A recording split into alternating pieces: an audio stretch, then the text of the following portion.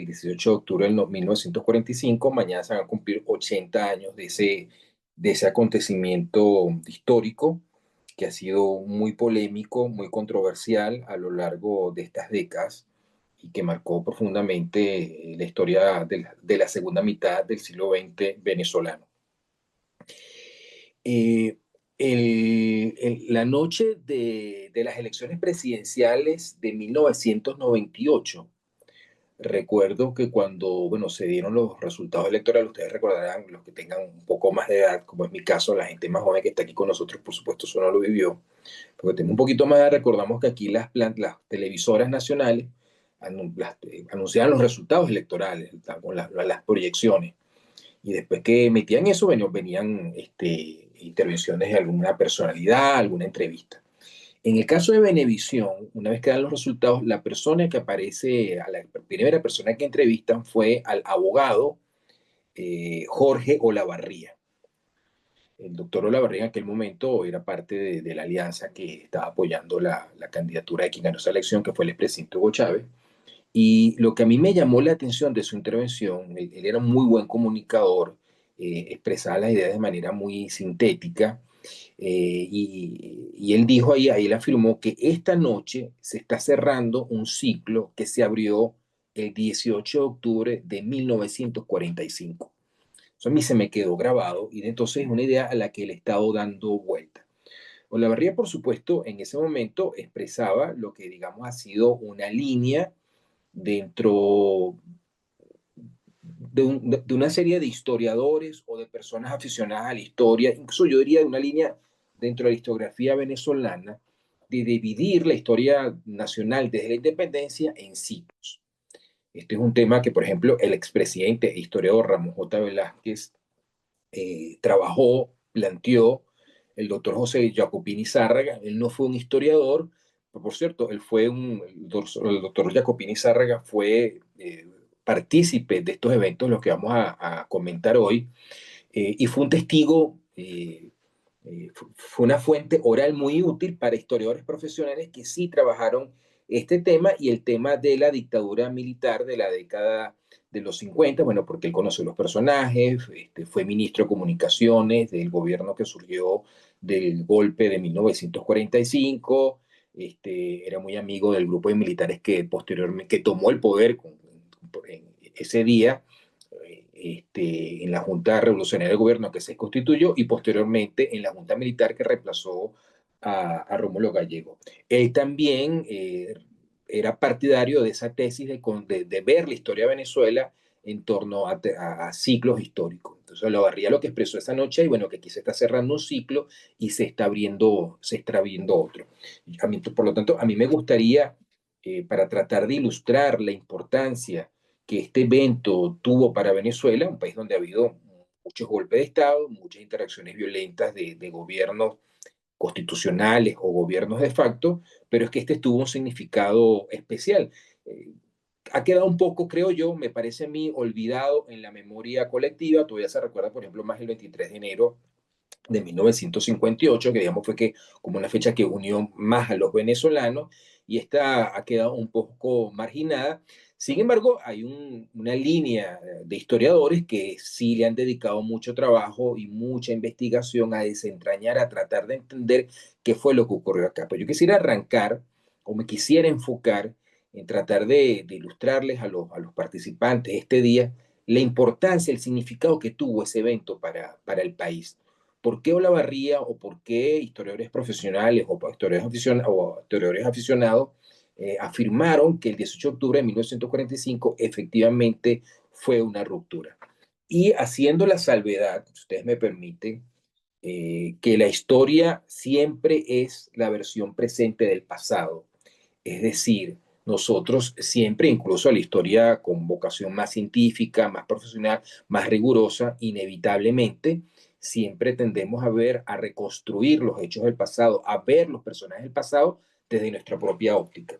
Eso nos lleva a cometer errores y arbitrariedades. Uno no puede jugar, por ejemplo, a Cristóbal Colón. Se me ocurre con las ideas, con la forma que vemos el mundo del siglo XXI, de un mundo totalmente distinto, Se trata de evitar esos sesgos, se trata de comprender, por lo menos en la historia profesional, de comprender el contexto en que esos personajes vivieron, pero no obstante es algo inevitable. Entonces aquí yo hago esa advertencia, siempre aquí hay un sesgo de arbitrariedad, y creo yo que es inevitable, pero trataremos de hacerlo lo más honestamente posible. Entonces, de acuerdo a esa visión de considerar la historia de Venezuela, verla en torno a ciclos históricos, no, por supuesto, creo que Manuel Caballero lo dijo en alguna ocasión, que cuando, por ejemplo, cayó Constantinopla en 1453, que fue el fin del Imperio Bizantino por parte de los turcos otomanos, nadie dijo en Europa, mañana, hoy terminó la Edad Media y mañana empieza la Edad Moderna. Nadie se planteó eso. Esto es una visión, una reconstrucción que se hace a posteriori. Por supuesto, la mayoría de los personajes que protagonizaron estos hechos probablemente no tenían conciencia del cambio trascendental en el que estaban participando. La historia es posteriormente que te permite reconstruir y tener una visión más clara de lo que ocurrió y de las implicaciones que eso tendría para la sociedad y para la historia y para el devenir de los acontecimientos humanos, en este caso de los venezolanos. Pero bueno, hecha esa salvedad, uno podría, tomando esa visión de las cosas, decir que la historia venezolana, por lo menos desde la separación, desde la disolución de la Colombia original, de lo que los historiadores han denominado la Gran Colombia, cuando el departamento de Venezuela se separa del proyecto bolivariano y constituye la República de Venezuela con la Constitución de 1830, encabezada por el general José Antonio Páez, pues podemos decir que ha habido, en términos generales, desde el punto de vista político, 5 grandes ciclos históricos en nuestro desarrollo nacional, ¿no? Una primera etapa que va de 1830 a 1863, que el poder político venezolano, el poder político nacional, lo sustentan, lo dominan los caudillos que surgieron de la guerra de independencia, los caudillos guerreros. La figura más destacada de ellos, por supuesto, es José Antonio Páez, que fue el que funda la República en 1830, bajo cuyo paraguas se hace la Constitución del año 30 y se hace ese ensayo de instaurar una república liberal en aquella antigua capitanía general. El general Páez, posteriormente, entre el año 1846 y 1847, es desplazado del poder, incluso él se rebela, pierde y lo exilia, pero la persona que lo reemplaza es José Tadeo Monagas. Y José Tadeo Monagas tuvo una trayectoria vital muy parecida al general Páez, también un origen relativamente modesto, no tan modesto como el de Páez, pero que él ascendió, llegó al máximo poder político por sus hazañas militares en la independencia. Entonces, General Monagas es otro caudillo que surge en la independencia. Ese ciclo se cierra con la Guerra Federal. Y con la Guerra Federal ocurre una cuestión muy curiosa, es que prácticamente toda la élite que había dominado el país hasta ese momento, la élite política, es totalmente desplazada por una nueva, que son los caudillos que surgen de la Federación. Mariscal Falcón, Guzmán Blanco, por supuesto, Linares Alcántara, Joaquín Crespo, gente que va a dominar el país hasta finales del siglo. Hay ahí un hecho particular, por todo implica una matización, esto no es una cuestión automática, es que el primer gobierno de la federación, que fue tan caótico, tan accidentado, tuvo una interrupción en 1868 por parte del general Monagas.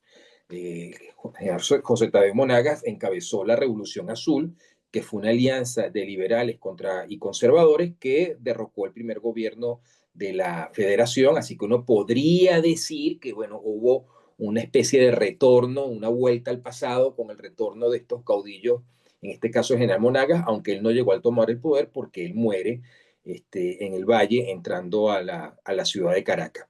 Pero haciendo esa salvedad que después viene la revolución de 1870 con Antonio Guzmán Blanco, y ya Guzmán Blanco sí instala el gobierno del Partido Liberal, del Gran Partido Liberal Amarillo, que va a dominar con sus principales personeros hasta 1898.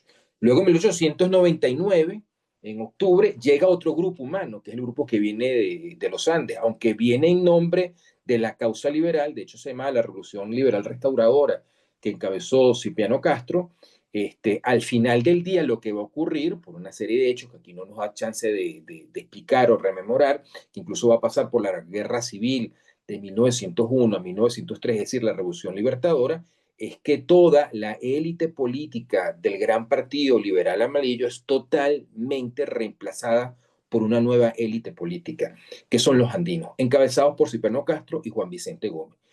Y todos los presidentes venezolanos hasta octubre de 1945, o sea, los cuatro presidentes o los cuatro hombres que ejercen el poder político en el país, la mayoría de los presidentes de Estado, como se llamaba en esa época, la mayoría de los jefes militares, de los jefes de las guarniciones, incluso los secretarios de Estado y hasta los telegrafistas, en su mayoría, este, eran de origen andino, particularmente tachirense. Fue casi una dominación de una región del país sobre otra parte del país.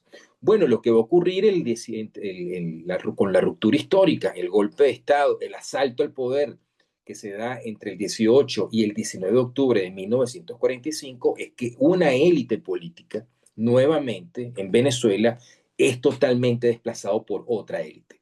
Es una élite conformada por, en principio, es una alianza de políticos profesionales, en su mayoría abogados, eh, algunos eran andinos, otros no, encabezado la figura más importante va a ser Rómulo Betancourt, que en alianza con la juventud militar, con militares que venían de la academia, con militares profesionales, militares jóvenes que por supuesto por razones de edad no habían participado en las guerras civiles de finales del siglo XIX y principios del siglo XX. Incluso eran militares que se habían formado en el ejército que deciden organizar, estructurar y potenciar tanto Cipriano Castro como Juan Vicente Gómez, porque cuando ellos llegan al poder, precisamente con la idea de consolidarse en el poder y acabar con las guerras civiles, ellos aumentan mucho el gasto militar y tienen como una obsesión, ¿no? De crear un ejército poderoso que tenga un monopolio de la fuerza en la mayor parte del territorio nacional, que no sea discutido y que además sea un ejército bien armado y profesional. Para eso crean una academia.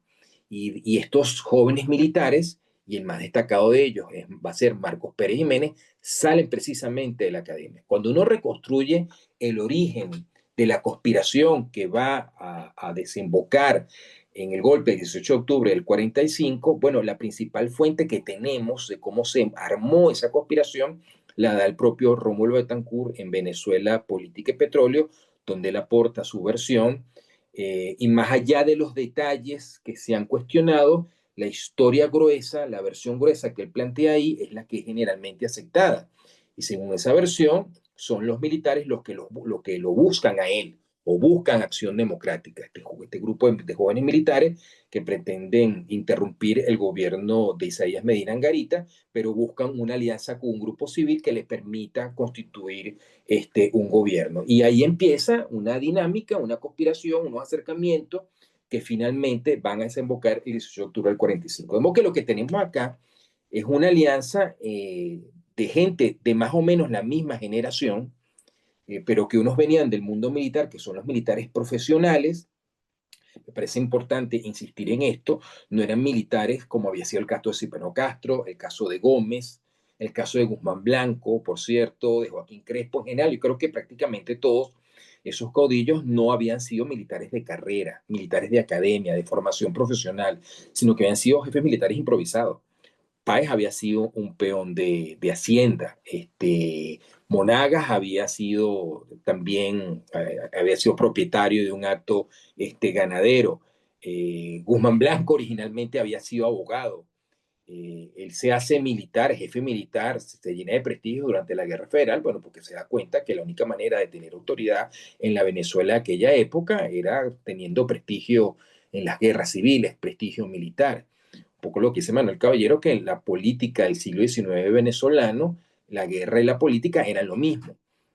Bueno, con Cipriano Castro y con Juan Vicente Gómez pasa exactamente igual. Incluso el caso del general Eleazar López Contreras, él originalmente no fue militar. Él se une a la revolución, a la invasión de los 60, como se le denominó, en el estado Táchira, uno de los primeros reclutas. Y bueno, sí, podemos decir que el general López Contreras va a tener una formación bastante profesional, pero sigue siendo un hombre que tiene un pie en el siglo XIX, un hombre que empezó, no hizo carrera en un ejército profesional como es lo que hemos conocido en el siglo XX, sino que haber sido un seminarista, bueno, da el paso y se involucra en esa loca aventura que es la revolución liberal restauradora. Y una vez que ellos están en un ejército nacional, bueno, ahí sí él empieza una carrera profesional. Eh, el general Isaías Medina sería aquí una excepción en lo que vengo planteando, porque él sí era un hombre de academia. El general Isaías Medina Garita nació en 1897, de modo que era un niño muy pequeño cuando ocurrió la aventura de Castro y de Juan Vicente Gómez, y él sí iba a hacer carrera en ese ejército profesional. Pero un hombre cuyo poder, cuya designación, cuya llegada a la presidencia de la República es parte del esquema de dominación que se había empezado a montar con Cipriano Castro y que se va a consolidar realmente con el general Juan Vicente Gómez. De modo que para cerrar en esta parte, y tú me vas llevando el tiempo, Sofía, no me quiero pasar, esta es la importancia que este evento va a tener para el país. Es decir, una élite política y militar es totalmente desplazada por una nueva élite. Eso fue lo que ocurrió en Venezuela entre el 18 y el 19 de octubre de 1945. Incluso permítanme agregar este comentario que también parece que puede ser ilustrativo de lo que les trato de transmitir. En 1998, para ese año, Acción Democrática y COPEI, que fueron los principales beneficiados políticos de la ruptura del 18 de octubre del 45, habían ganado casi todas las elecciones presidenciales por voto universal y secreto que se habían hecho desde 1947. Se habían hecho 9 elecciones. De esas 9 elecciones, Acción Democrática y COPEI habían ganado 6 elecciones presidenciales y parlamentarias entre los dos partidos, siempre con más de la mitad de los votos, y hubo 4 elecciones donde incluso lograron acumular el 90% de los votos emitidos en una época en la cual la participación electoral en Venezuela, estoy pensando en los años 60, 70 y 80 del siglo pasado, era también muy alta.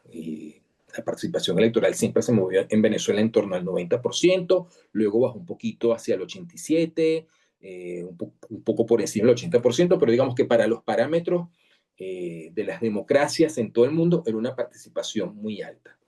Pues bien, en 1998, Acción Democrática y COPEI no pudieron presentar candidatos presidenciales propios, por primera vez desde el año 47. O sea, no solamente fue que perdieron la elección, sino que no pudieron presentar candidatos presidenciales propios. Los que tenían los retiraron, apoyaron a un segundo candidato, ese candidato perdió, y desde entonces hasta la elección del 2024, esos dos partidos que habían sido los partidos hegemónicos del sistema político venezolano, no pudieron volver a presentar candidaturas propias. Lo que quiero decir es con esto para ilustrarles la ruptura que ocurrió en 1998-1997, en el 99. Por supuesto, a diferencia de los otros procesos que estoy aquí ilustrando en estos ciclos, esa ruptura del año 98-99 no fue una ruptura violenta, fue una ruptura pacífica, por votos. Por primera vez, una élite política aceptó entregar pacíficamente el poder en Venezuela, que fue lo que hicieron Adecopey en diciembre de 1998. Pero además de eso, lo que quiero destacar es el colapso político que tuvieron estos dos grandes partidos que parecían inderrotables, que tenían una hegemonía que parecía consolidada, que parecía eterno, y repentinamente eso se vino abajo. Lo que les quiero decir es que la impresión que yo tengo es que esto ha sido una constante en la historia venezolana. Es decir, esas formas políticas que parecían tan sólidas, tan consolidadas, repentinamente se derrumbaron. Para eso cito nuevamente a Ramón J. Velázquez y su clásico libro La caída del liberalismo amarillo, donde él precisamente ilustra y explica esto, cómo el liberalismo amarillo que había dominado el país desde el fin de la Guerra Federal empezó un proceso de descomposición particularmente cuando Guzmán Blanco se va en 1898, pero eso no lo persiguen los contemporáneos. Joaquín Crespo cree que todavía puede sostenerlo. Bueno, ocurre la muerte de Crespo accidentalmente en una batalla en la Revolución de Queipa, y eso desata una serie de acontecimientos que terminan con el colapso del sistema político en 1899 con la llegada de Castro y de Gómez. Pues bien, el sistema montado por el régimen de los andinos, que le había dado tanta estabilidad al país, que había acabado con las guerras civiles, que había consolidado el Estado Nacional, cuyo proceso de instauración había empezado Antonio Guzmán Blanco. Bueno, repentinamente, entre los días 18 y 19 de octubre de 1945, se derrumbó, casi como por arte de magia, como que se cae un castillo de naipes, ¿no? Insisto, lo que quiero destacar acá, lo que me parece interesante, es que esto ha sido una constante en la historia venezolana.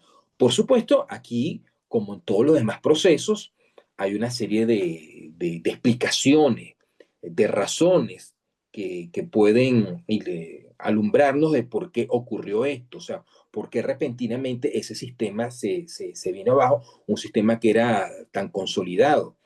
Años después, según algunos testigos, el general Medina Angarita, que va a morir posteriormente, pero en la época que estuvo en su exilio en Estados Unidos, él se lamentaba y decía que su gran error fue no haber convocado elecciones directas para elegir presidente de la República y el Congreso Nacional, que fue la bandera bajo la cual AD apoyó la insurrección militar del 18 de octubre del 45 y había sido el exigente de Acción Democrática durante su gobierno, que si tal vez hubiera hecho eso, se hubiese evitado el golpe de Estado. Hay otra versión que en una entrevista que les recomiendo que busquen, la pueden conseguir en el portal Pro Da Vinci, que es una entrevista muy larga que le hizo el profesor, el doctor Rafael Arraiz Lucas a Arturo Uslar Pietri, creo que salió publicada en el año 2001 o 2002, antes del fallecimiento de Uslar. Me parece que es un testimonio muy importante. Esa entrevista creo que debe estar publicada en físico, pero como digo, la pueden conseguir en digital, en las redes. Yo la leí en Pro Da Vinci, donde él precisamente le hace esta pregunta a Uslar. Uslar Pietri fue un personaje, un funcionario muy importante, tanto de los gobiernos de López Contreras, pero más en el de Medina. Prácticamente fue su mano derecha, fue su ministro de Interior, fue el secretario de la presidencia, y algunas personas pensaban que incluso que el candidato natural a suceder a Medina fuera Uslar Pietri. Y bueno, y le pregunta por qué el general Medina, que había sido un presidente que había hecho una liberación política tan importante, un presidente que gobernó sin presos políticos, en un gran ambiente de libertades públicas, que legalizó a la oposición. Acción Democrática hasta el año 41 había sido un partido clandestino bajo el gobierno de López Contreras, con varios de sus dirigentes perseguidos y obligados a ir al exilio, aunque evidentemente el general López Contreras no fue un gobierno tiránico como el de Gómez, pero fue un gobierno autoritario en cierta medida, aunque él también hizo una política de liberalización, pero digamos, Medina dio un paso mucho más importante a liberalizar mucho más el sistema político venezolano. Por eso mucha gente dice que el primer gran demócrata del país fue el general Isaac Medina por ese carácter tolerante. Pero la gran pregunta es por qué él no dio el paso de completar su obra y convocar esas elecciones presidenciales y parlamentarias por voto universal, directo y secreto, porque hasta ese momento la elección se hacía de manera indirecta, no podían votar las mujeres, solamente podían votar los que sabían leer y escribir, ese era un sistema electoral muy restringido de tercer grado. Bueno, la respuesta que Uslar le da es que él le había hecho esa pregunta o se lo había planteado al general Medina, y la respuesta del general Medina era que él, como heredero del general Gómez, no podía hacer eso.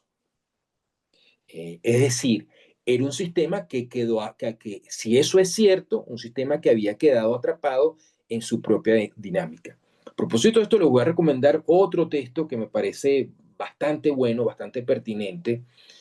No sé si se podrá conseguir en digital, pero es un libro que publicó hace ya algunos años, en el siglo pasado, Elías Pino y Turrieta, que se llama Venezuela metida en cintura. donde Pino Iturrieta explica cómo era la estructura del poder andino, cómo se estructura el poder andino, primero con Castro y después con Gómez, ¿no? Esta mezcla de fuerza política y militar fundamentalmente regional, en la que más que la dictadura de un hombre, en este caso el general Juan Vicente Gómez, o de una familia, la familia Gómez, más bien parecía el régimen de una región dominando el resto del país. Que esto también va a ser un tema que va a marcar mucho los 3 años, del gobierno de la Junta Revolucionaria que surge del golpe del 18 de octubre del 45, porque se había acumulado cierto sentimiento antiandino en el país, en varias partes del país, particularmente en Caracas, por esos largos años de dominación de los tachirenses, principalmente. Rómulo Betancourt, que se dio cuenta de eso, y del ambiente, para decirlo en términos contemporáneos, de polarización política que se va a crear en esa época, es una de las razones por las cuales a dos dirigentes que vienen de los Andes, dos dirigentes ADECO, Leonardo Ruiz Pineda, que viene del Táchira, y Alberto Carnevali, que viene de Mérida, él los trata de ranquear, ¿no? De posicionar políticamente para disipar esa idea de que el gobierno de la Junta Revolucionaria del Gobierno era una reacción en contra de la Venezuela andina.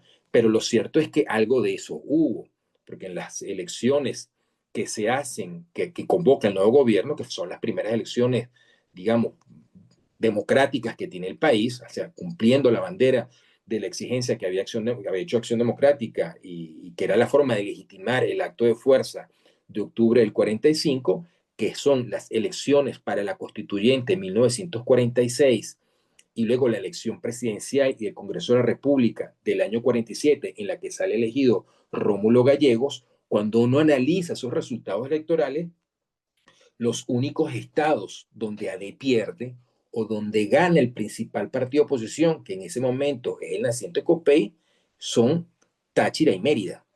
Es decir, en la zona andina hubo una resistencia a este cambio de ciclo político que se protagoniza con el ascenso al poder de este grupo, a esa ruptura que ocurre el 18 de octubre del 45. De modo que desde este punto de vista, esta es la importancia que va a tener para Venezuela ese acontecimiento histórico, ¿no?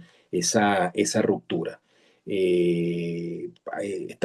Hoy es 17, hace 80 años se estaban haciendo los preparativos para hacer un gran meeting en el Nuevo Circo de Caracas, donde se hacían las concentraciones políticas. Ese meeting lo convocó Acción Democrática. Su principal orador fue Rómulo Betancourt. Fue un meeting muy agresivo, donde Betancourt, entre líneas, prácticamente llamó y justificó la insurrección que iba a ocurrir al día siguiente. Ellos deciden hacer eso, el Comando de Acción Democrática, porque para los momentos que nosotros estamos conversando, pero hace 80 años, ya el golpe estaba develado.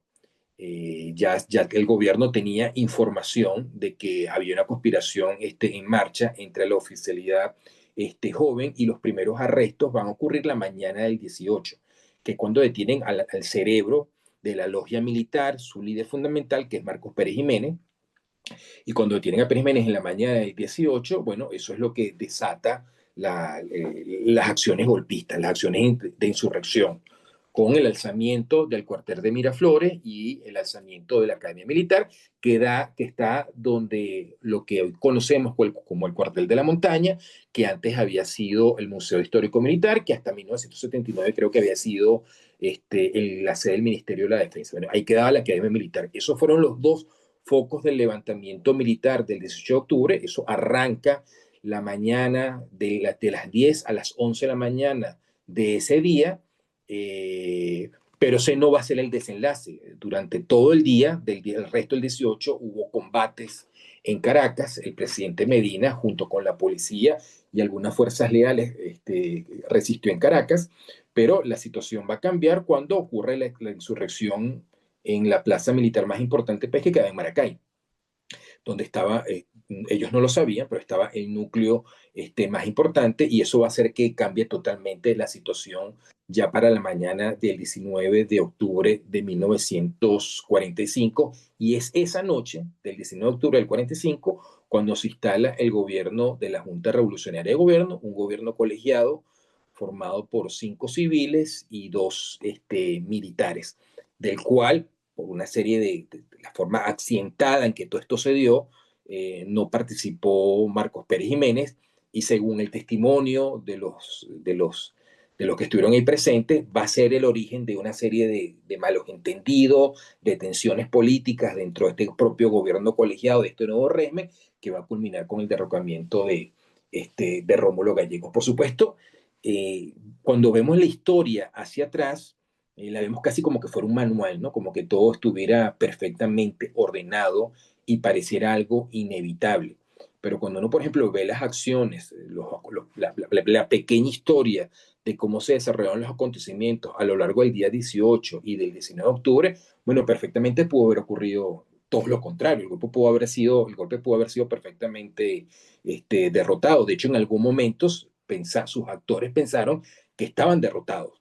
A propósito de esto, hay 2 testimonios.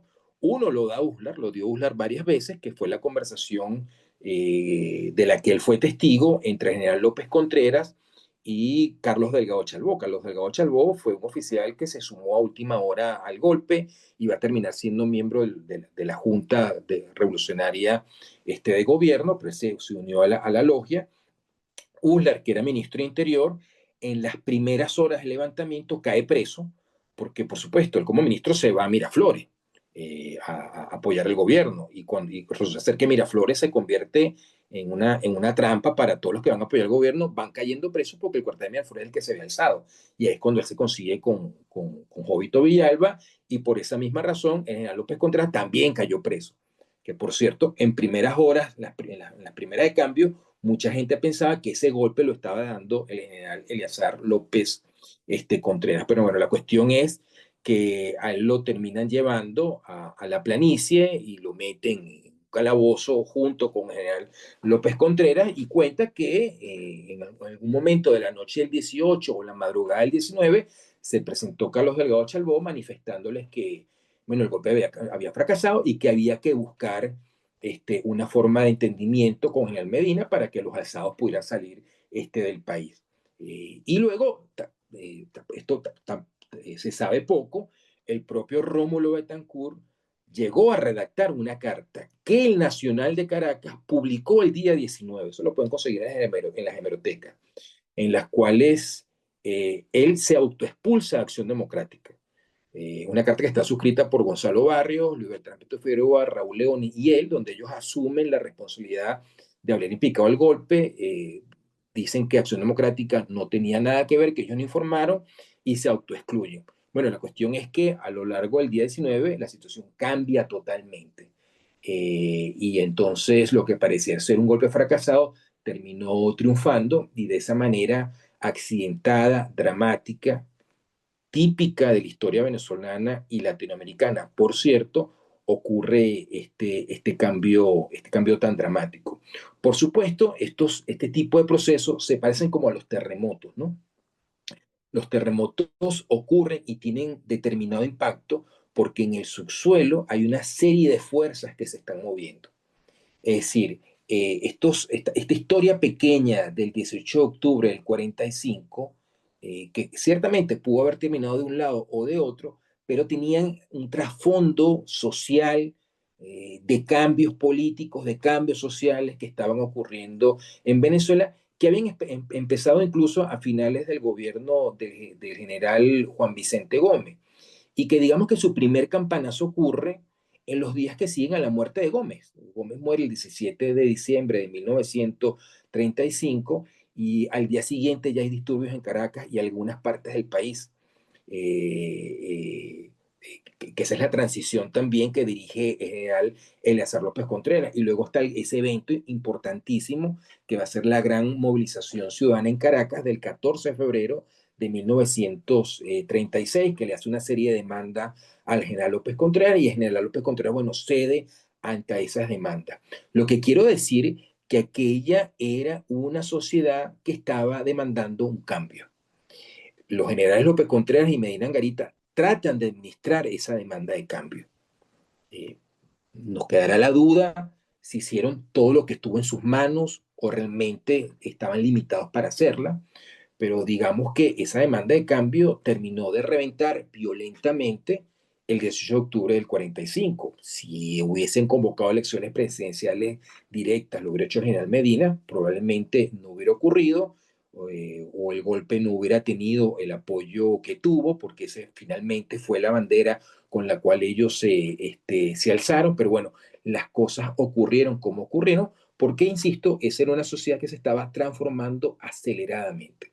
Era la Venezuela que había pasado, que estaba pasando de ser una sociedad rural, con una economía organizada en torno al café y que de una manera muy acelerada, comparativamente con otras sociedades del mundo, sufre un cambio muy dramático porque rápidamente aquel país eh, relativamente pobre, no era tampoco un país miserable, un país relativamente pobre, que exportaba un producto, que tenía mucha competencia en el mercado mundial en torno a la producción agrícola. Bueno, ve surgir esta industria petrolera. Venezuela, precisamente en el periodo que va del 45 al 48, que coincide con los primeros años de la posguerra, se convierte en el primer exportador mundial de petróleo y va a mantener ese estatus hasta finales de los años 60. Es decir, gobiernos que tenían recursos muy limitados repentinamente tienen una gran cantidad de recursos y tienen la exigencia de una sociedad que está pidiendo que se atiendan demandas sociales, pero que también está haciendo demandas políticas. Es como un torbellino de modernización en la que se mete la sociedad venezolana y por eso el 18 de octubre tiene una importancia fundamental. El otro aspecto tiene que ver con los protagonistas, la gente que va a tomar el comando de gobierno, que constituyen esa junta de gobierno, Junta Revolucionaria de Gobierno, encabezada por Rómulo Betancourt, eran fundamentalmente, o para empezar por Betancourt y Raúl Leoni, eran los muchachos de las protestas estudiantiles de febrero de 1928, que bueno, que también habían pasado 17 años de un largo peregrinaje político y de formación ideológica, y Betancourt y su grupo llegan al poder con muchos planes, con una idea de modernizar el país. Una cosa en la que Betancourt y Pérez Jiménez coinciden es que tienen una gran vocación de modernización nacional. Por supuesto, sus proyectos en muchos puntos se parecen, pero por supuesto tienen diferencias fundamentales. Betancourt tiene un proyecto democrático, ¿no? Tiene un proyecto de crear una sociedad moderna donde la educación, la masificación de la educación es fundamental. Como me comentaba en estos días un amigo que conoce bastante estos temas, él me decía, mira, la acción democrática original eran dos hombres, Rómulo Betancourt y Luis Beltrán Prieto Figueroa, y dos ideas, la de Betancourt que era la democracia y la de Luis Beltrán Prieto Figueroa que era educación. Esos eran los dos pilares de ese proyecto de modernización.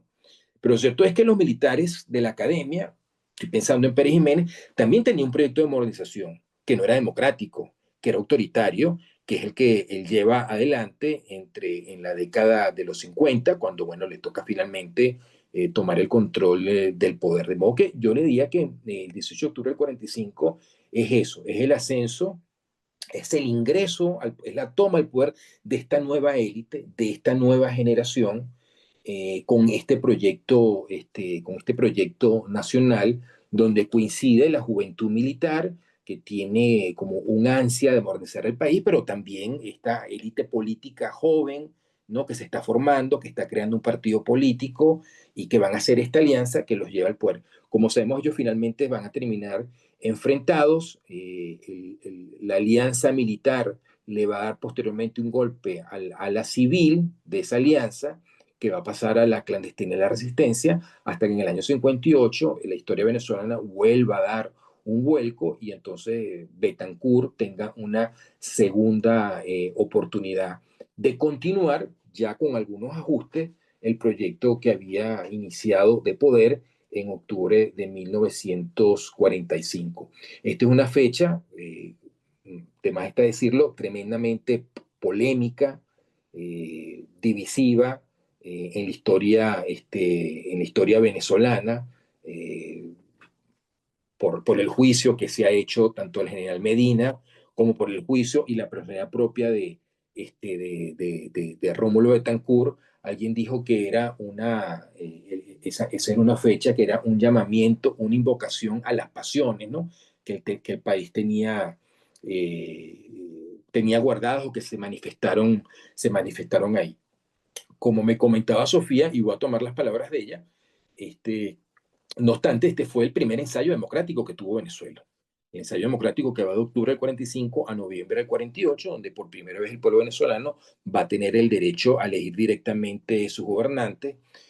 Hay que decir además que este golpe va a ser legitimado por la participación popular de las elecciones a la Asamblea Constituyente del año siguiente, de diciembre del 46.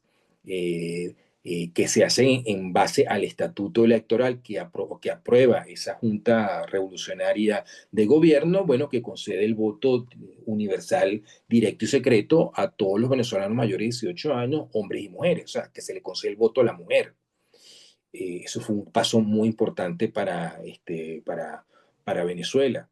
Bueno, fue uno de los primeros países donde la mujer tuvo derecho al voto. Pero además un gobierno que empezó una serie de reformas económicas y sociales muy audaces, muy ambiciosas, que va a acelerar, también porque tiene recursos para hacerlo, pero que va a acelerar el proceso de modernización que va a continuar en el país durante los siguientes, durante los siguientes 30 años, pero que va a crear una hegemonía política que va a durar durante 40 años, que la protagoniza fundamentalmente Acción Democrática y su competidor, que también uno de los beneficiados de esa ruptura histórica, que va a ser Copey a la cabeza de Rafael Caldera y a la que ni siquiera el régimen de la dictadura militar de los años 50 va a poder ahogar, porque yo creo que aquí el fondo de la cuestión era la demanda de cambio de la sociedad venezolana y la demanda de tener una sociedad democrática. Por supuesto, también este trienio va a dejar una serie de elecciones. Como no me da chance de extenderme más, creo que ya se me está acabando o me pasé, Sofía, y ya con esto termino. No, adelante, sí. Sí, no, decirles que una lección de ese primer ensayo democrático que quedó era que para tener una democracia no es suficiente tener mayoría electoral. Eso yo creo que es la gran lección que Rómulo Betancourt y sus compañeros, Raúl Leoni, Gonzalo Barrios, Prieto, sacan de esa experiencia. Tener simplemente mayoría electoral no es suficiente, que la democracia es más que el voto es fundamental. Y todavía los venezolanos seguimos asociando el voto con democracia. Esa fue la gran revolución política del trienio ADECO, ¿no? Del régimen que surge de octubre del 45.